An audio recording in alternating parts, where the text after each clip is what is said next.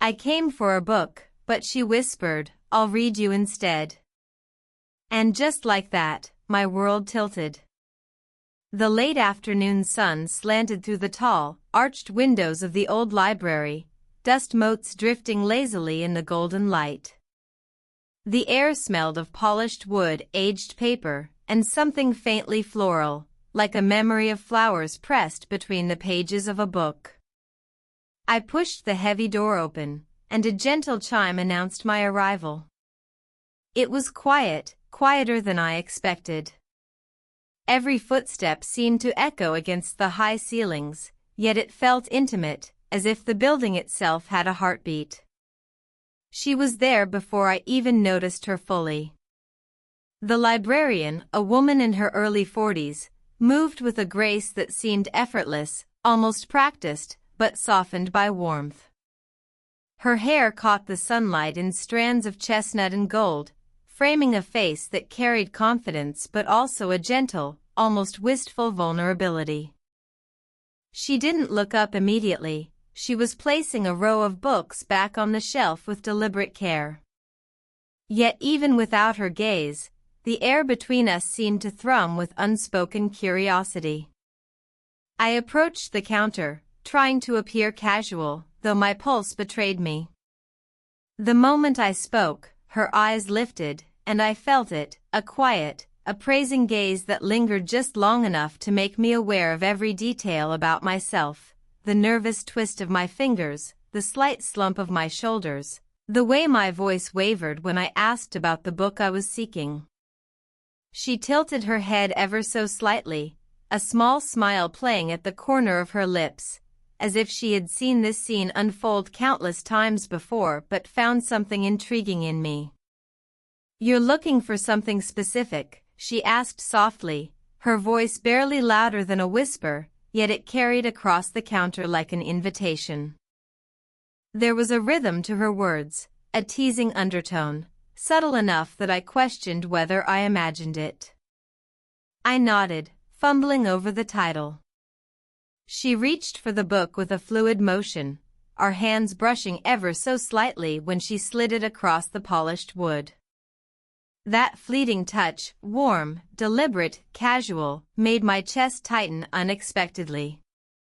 I withdrew my hand too quickly, my mind scrambling to process why such a simple gesture felt like a spark. She didn't comment, only watched me with a quiet patience that made it impossible to look away. I found a spot near the tall windows, the sunlight pooling on the table in front of me, and opened the book. But I wasn't really reading. I kept sneaking glances at her, observing the ease with which she moved through the stacks, the way she occasionally paused to straighten a shelf or run a hand along the spines of books. There was something magnetic in her presence, not just beauty, but authority, experience, and a subtle warmth that made the world outside the library seem distant and irrelevant. For the first time in a long while, I felt that strange mix of excitement and hesitation, the pull towards someone I knew I shouldn't overthink yet couldn't stop noticing. The library, with its quiet hum and golden light, had transformed from a place of study into a space of possibility. And even as I tried to focus on the pages before me, I sensed, almost physically, that my story with her was beginning. The tension was soft, almost imperceptible, but it was there, an unspoken acknowledgement between us that something had shifted, quietly, irrevocably, in the space between the book, the counter, and the lingering glance she allowed herself before turning away. The next time I returned to the library, it felt different. The building's familiar scent of old books and polished wood now carried a hint of expectation, as if it knew I wasn't coming for just any book. I walked past the high shelves, deliberately slow, letting my fingers trail along the spines of leather-bound volumes. Every small sound, pages turning, the quiet footfalls on the wooden floor, seemed amplified, but it was her presence that made the air feel heavier, warmer, more charged. She was shelving books when I noticed her first, bending slightly so that the sunlight highlighted the curve of her neck, the softness of her hair falling forward. Our eyes met for a heartbeat, and I felt a flicker of awareness, that strange awareness that accompanies the unspoken acknowledgement of mutual curiosity. I stepped closer to a nearby shelf to avoid seeming intrusive, yet I couldn't resist stealing glances. It happened first by accident, or so I thought. I reached for the same book as her, fingers brushing briefly. The contact was fleeting, a touch so slight that it might have been imagined, yet it sent a small jolt through me. Her hand lingered an instant longer than necessary, almost deliberately, and I caught her smile before she looked away. It was not overt, but it was there, playful, teasing, and entirely magnetic. We exchanged brief words over the book, a shared laugh about its obscurity, the ease of conversation that felt natural and unforced. I noticed the subtle movements, how she would tuck a stray strand of hair behind her ear, the way her eyes would lift toward mine as if searching for my thoughts, and how her presence seemed to expand the space around us, drawing me in. Each encounter grew bolder, yet still remained within the quiet rules of the library. I felt the brush of her hand as she guided me to a shelf, the almost imperceptible touch on my shoulder as she adjusted a book in my hands. Every accidental contact was a spark, every shared glance a conversation. I became acutely aware of the small details, the faint warmth of her hand, the subtle fragrance of her perfume mingling with the smell of old paper, the sound of her laugh resonating softly in the sunlit room. There was a rhythm forming between us, a quiet dance of proximity and distance. I found myself holding books just to have an excuse to linger near her, noticing the way sunlight caught her eyes, how she shifted her weight, the unspoken questions in her gaze. It wasn't just attraction, it was fascination, a slow unraveling of curiosity and desire that felt both thrilling and terrifying. As the afternoon wore on, I realized I had come for a book but stayed for the chance to be near her. Every small brush, every shared smile, every word felt significant. The tension was delicate, like a string pulled tight but not snapping, a fragile balance between connection and restraint. And even though nothing had been said, even though our contact remained fleeting, I knew that each encounter brought us closer to something neither of us could ignore. By the time I left, the library felt different again. The sunlight had shifted, casting long, golden streaks across the wooden floor, and I walked out with my heart still racing. I wasn't just leaving with a book, I was leaving with the memory of her hand, her glance, the way she had made an ordinary day feel like something extraordinary. And I knew I would return that day. I lingered longer than usual, my curiosity about the library having shifted to curiosity about her. She noticed immediately, her eyes lifting from the stack of books she was sorting, a subtle smile tugging at her lips. There was a quiet authority in the way she moved, yet it was tempered by a warmth that made the space around her feel inviting, safe. The kind of safety that lets a person lower their guard just enough to reveal a fragment of themselves. She came toward me, her steps soft but deliberate, and asked what I had been reading. Her voice carried the same gentle teasing undertone I had noticed before, but now it felt more personal, more attuned to me. I tried to answer casually, but the words stumbled out, a mix of admiration for the author and my own nervousness. She listened, really listened, tilting her head slightly, eyes steady and attentive. It was the kind of attention that makes someone feel seen, not just looked at, but understood in a way that feels almost disarming. "You have a good eye," she said softly, brushing a strand of hair behind her ear as she leaned on the counter. The proximity made me acutely aware of her presence, the warmth radiating from her, the subtle fragrance of coffee and vanilla that lingered in the air. I felt my chest tighten slightly, a flutter of something I couldn't quite name. The conversation shifted naturally from books to life, small admissions, little vulnerabilities that felt safe to share here, amidst the quiet stacks and filtered sunlight. She spoke of travels long past, moments of quiet reflection in her life, the joys and challenges that had shaped her. I found myself opening up as well, sharing thoughts I normally kept to myself, the fears and aspirations that lingered behind polite smiles. Each word exchanged felt significant, like laying a stone on the foundation of a bridge between us.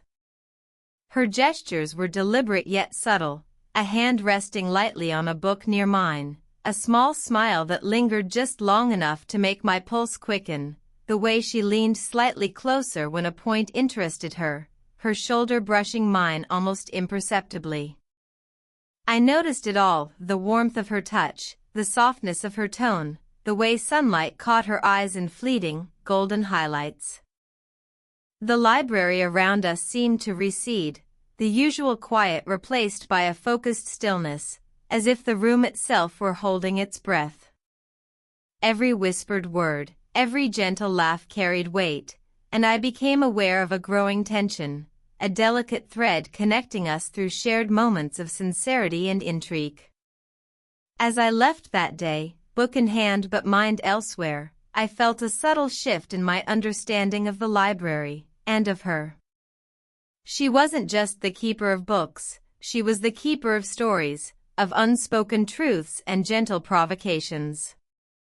The conversation had unlocked something new, a sense of possibility, a quiet anticipation of the moments yet to come, and the realization that my fascination with her had deepened beyond mere curiosity. I knew, with a quiet certainty, that the library had become a place not just of books, but of connection, a space where two worlds, separated by experience and age, were slowly, inexorably drawing closer together. The library was quieter than usual that afternoon, the kind of quiet that made every footstep, every breath, every subtle movement resonate in the sun-dappled space. I was scanning a row of books, fingers brushing along the spines, when I felt her presence behind me.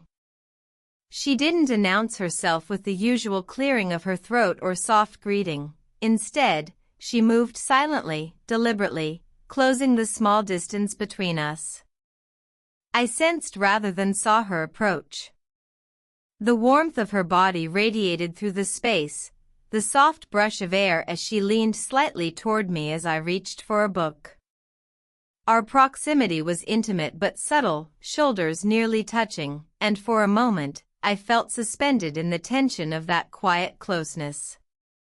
Her eyes, warm and assessing, met mine in a way that made my chest tighten, and I realized how keenly I was aware of every small detail, the tilt of her head, the curve of her lips, the faint shimmer of sunlight in her hair. "You came for a book," she whispered, her voice so low that it was almost swallowed by the quiet hum of the library, "but I think I'll read you instead." The words were teasing, playful, yet laced with a depth that made them linger in the air long after they were spoken. My heart skipped, not in fear, but in the heady rush of fascination and something far more personal. The whisper brushed against my ear, and I shivered involuntarily, though I tried to mask it. There was a deliberate softness in her tone, a warmth that felt like a quiet promise, an invitation without pressure. I couldn't tell if she had intended to make the moment linger, but it did, stretching time into an almost tangible thing, charged with anticipation. I swallowed, trying to find words, but my voice faltered. She noticed, of course, her raised brow and half-smile acknowledged the effect she had on me without a single judgmental thought. It was the first moment I felt the depth of the tension between us, a slow, creeping awareness that went beyond books, conversation, or mere curiosity. This was something unspoken, a delicate pull that made me both excited and hesitant at the same time. Her hand moved slightly, brushing against the edge of the book I held, guiding it in a way that felt deliberate but gentle.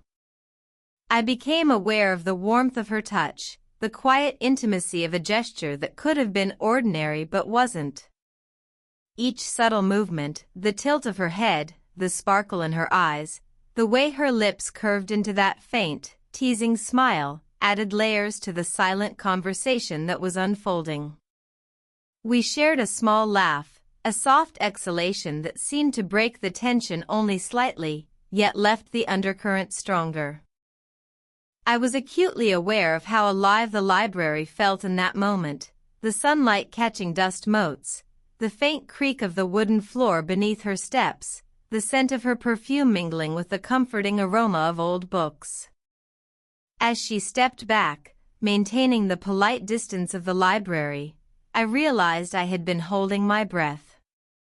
The teasing whisper, the brush of her hand, the lingering look, they had left a mark, a quiet pulse of anticipation that I couldn't shake. For the first time, I felt that our connection wasn't just growing, it was shifting, bending towards something more profound, more tantalizing, and entirely impossible to ignore. And in that moment, I understood, this library was no longer just a place for books. It was a stage for a slow, unfolding tension, one that neither of us could deny, and I was helplessly captivated. It was a quiet Tuesday afternoon, the kind of day when the library seemed to hold its breath, as if waiting for something to happen. I found myself lingering near the rare books section, ostensibly searching for another title, though my attention was entirely on her. She was arranging a display of first editions, her movements precise, yet softened by an ease that made everything she touched seem alive. When she noticed me, she didn't smile the teasing smile from before. Instead, there was something gentler in her gaze, an invitation, subtle but unmistakable. "Do you ever wonder about the stories behind the books?" she asked, walking over with that quiet grace that made even ordinary steps feel deliberate. Her voice was low, thoughtful, and for the first time, it carried a vulnerability I hadn't noticed before. She leaned slightly toward me, her shoulder brushing mine ever so lightly, a contact so subtle that it could have been accidental, yet felt intentional in a way that made my pulse quicken. I looked up from the shelf, caught by the warmth in her eyes, and felt the uncharacteristic impulse to open up. Something about the intimacy of the library, the hush of the books around us, and the unspoken connection we had been cultivating made it easy, almost natural, to share a fragment of myself. I spoke hesitantly at first, about a personal struggle I had been carrying quietly, the kind that usually stayed buried beneath casual conversation. She listened, not just hearing the words, but holding them, absorbing them with care. Her response was soft, reassuring, and unhurried. She shared a small piece of her own story, something private, tinged with regret but also wisdom. I noticed the way her hand brushed against mine as she handed me a book to look at, a fleeting contact, but one that lingered in memory. The warmth, the weight, the deliberate gentleness of that small touch, it conveyed more than words could. We stood there in near silence for a moment, the library fading into the background. I could feel the subtle rhythm of her presence, the way she leaned slightly closer when she wanted to emphasize a point, the way her eyes held mine longer than necessary, speaking volumes about understanding, empathy, and something unspoken between us. I realized that the moments we shared had grown into something richer, something that transcended the casual curiosity of previous visits. Our laughter came softly, a quiet echo among the stacks, punctuated by pauses where we simply looked at each other. I became aware of the delicate tension, the growing intimacy that didn't need overt words or gestures. Even a simple hand resting over mine, a brief touch on the shoulder, carried the weight of unspoken emotion, and I felt a mix of anticipation and hesitation I couldn't easily reconcile. By the time I left, book in hand and thoughts spinning, I felt a new awareness of her, and of myself. She wasn't just the librarian I had been drawn to for curiosity or the thrill of intrigue. She was someone who could read the unspoken, someone whose presence invited trust, reflection, and a connection that was slowly, quietly unfolding. As I stepped into the sunlight outside, the library behind me seemed to glow with a new significance. The story we were beginning to write together wasn't just about books, whispered invitations, or fleeting touches. It was about the delicate, profound intimacy that arises when two people allow themselves to be seen, and in that realization, I felt the slow, irresistible pull of something neither of us could ignore. The library had grown even quieter in the late afternoon, the soft hum of fluorescent lights mingling with the distant rustle of pages turning. I wandered between the tall shelves, pretending to browse, though my mind was elsewhere. Every corner I turned, every glance I stole, reminded me of her, the librarian who had become more than a fleeting curiosity. She moved with the same quiet authority, yet now there was a glimmer of playfulness in her eyes, an awareness of the tension that had been building between us over these past visits. I felt it immediately as she approached, a familiar, almost magnetic pull that made my chest tighten. We exchanged a glance, lingering slightly longer than usual. I noticed how the sunlight caught her hair, the subtle rise and fall of her shoulders as she breathed, the warmth radiating from her presence. My mind raced, torn between the pull toward her and the quiet voice inside me warning me to be cautious. "You seem lost in thought," she said softly, almost teasing, though there was a hint of genuine curiosity in her tone. Her words should have been simple, mundane even, but in that quiet, sunlit space, they carried weight. I hesitated, unsure whether to confess the flood of thoughts racing through my mind or retreat behind polite neutrality. I watched her move closer, organizing a row of books, her hand brushing the edge of a shelf near mine. The gesture was casual, yet it sent a ripple of awareness through me. The warmth of her presence was undeniable, the subtle scent of her perfume mingling with the familiar library air. Every detail, the tilt of her head, the deliberate patience in her movements, the steady gaze that occasionally flicked to mine, reminded me that this was no ordinary encounter. Yet doubt lingered. Social norms, age difference, the fragile boundary between curiosity and desire, they all pressed against me. I found myself questioning every glance, every touch, every smile. Was I reading too much into her subtle signals? I felt the heat of that small contact, the intentional gentleness that lingered in my memory long after she stepped back. I realized how acutely aware I had become of her presence, every gesture, every whisper, every unspoken word etched into my consciousness. The quiet between us stretched, pregnant with possibility. I wanted to bridge the gap, to speak, to confess even the smallest fragment of what I felt, but hesitation anchored me in place. She seemed to sense it, her eyes holding mine with a quiet patience, a silent acknowledgement of the struggle playing out inside me. It was as if she were inviting me to take the next step, without pressuring me, giving me space to confront my own emotions. When I finally left that day, my steps were slower, heavier, yet tinged with anticipation. The library was no longer a simple refuge for books, it had become a place of internal reckoning, of subtle desires, of hesitation and tension that neither of us could ignore. I walked out into the fading sunlight, heart pounding, aware that the pull between us had reached a peak, and that the next encounter would demand a reckoning, whether we allowed ourselves to cross the invisible line between curiosity and something far deeper. The library was quiet that morning, the kind of stillness that felt almost sacred. Sunlight poured through the tall windows, casting warm, golden streaks across the polished wood floors. I walked in, carrying the weight of anticipation and hesitation, aware that this visit could change everything. She was there, arranging books on a high shelf, her hair catching the light in soft, honeyed strands. Even at a distance, she had that quiet command of the room, the same effortless grace that had drawn me in from the very first glance.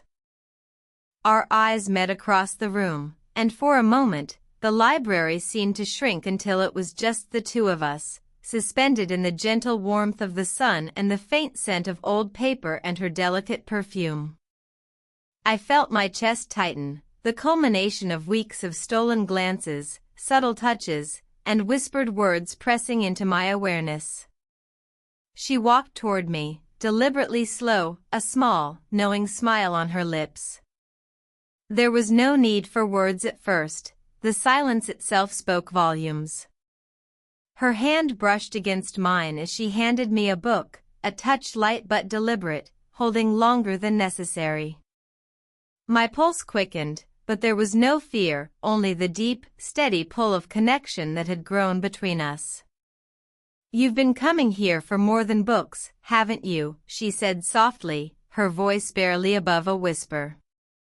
The question wasn't accusatory, just observant, and it carried an intimacy that made me swallow hard.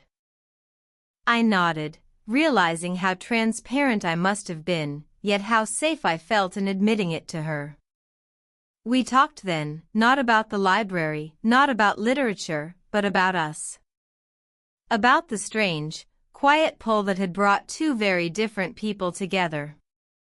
I confessed my feelings carefully, aware of the age difference, the social boundaries, but unable to ignore the truth.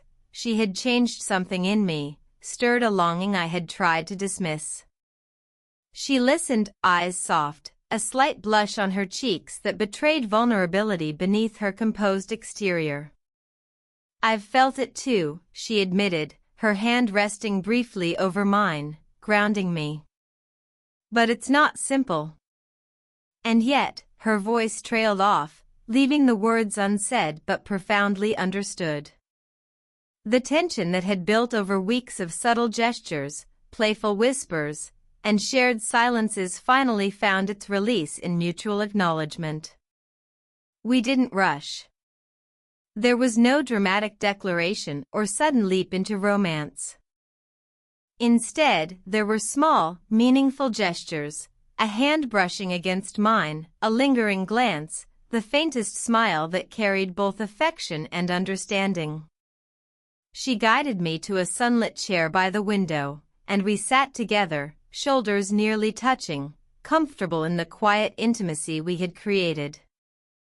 The library seemed to embrace the moment, the gentle creak of the floorboards, the soft rustle of pages, the sunlight dancing across her face, all combining to make the ordinary feel extraordinary. I realized that this connection, delicate and slow-burning, was enough. It didn't need to be rushed or forced.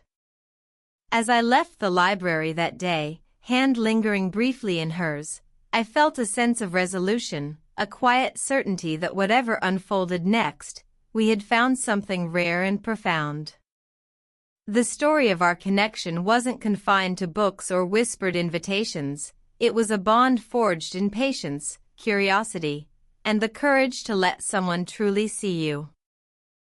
And in that understanding, I knew we had crossed into something enduring, a slow-burn romance that promised tenderness, depth, and the quiet magic of being fully seen by another soul.